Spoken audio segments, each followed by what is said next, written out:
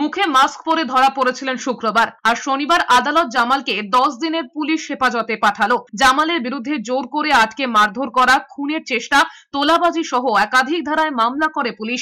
বারুইপুর আদালতে জামালকে 14 দিনের হেফাজতে চেয়ে আবেদন করে পুলিশ। অন্যদিকে জামালের আইনজীবীর বক্তব্য ছিল, তার মক্কেলের বিরুদ্ধে যে সমস্ত ধারা দেওয়া হয়েছে তার কোনো যুক্তি নেই, সময় হলে তিনি নিজেই প্রমাণ দেবেন। দুই পক্ষে সওয়াল জবাব শোনার পর বিচারক 10 দিনের পুলিশ হেফাজতের নির্দেশ দিয়েছেন। সোনারপুর 930/24 এই কেসে জামাল উদ্দিন সর্দার বলে একজনকে প্রডিউস করা হয়েছিল।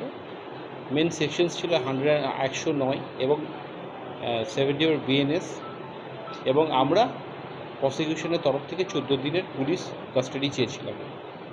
লার্নেড কোর্ট আমাদের কেস ডকেট দেখে আমাদের সাবমিশন দুপক্ষকে শুনে লার্নেড কোর্ট 10 দিনের পিসি গ্র্যান্ট করেছে। এদিকে আদালতে তোলার সময় হুঁশিয়ারি দিতে শোনা গিয়েছে জামাল উদ্দিন সর্দারকে। তিনি বলেছেন, যারা তার বিরুদ্ধে সংবাদ মাধ্যমে ইন্টারভিউ দিয়েছে তাদের বিরুদ্ধে হাইকোর্টে মামলা করেছেন। যারা এটা করেছে তারা তাদের বিরুদ্ধে হাইকোর্টে মামলা করেছি। যারা বাইট দিয়েছিল তাদের বিরুদ্ধে 62/24 হাইকোর্টে মামলা করেছি। সরকারি জায়গার উপর তারা সবাই বাড়ি করে বসে আছে।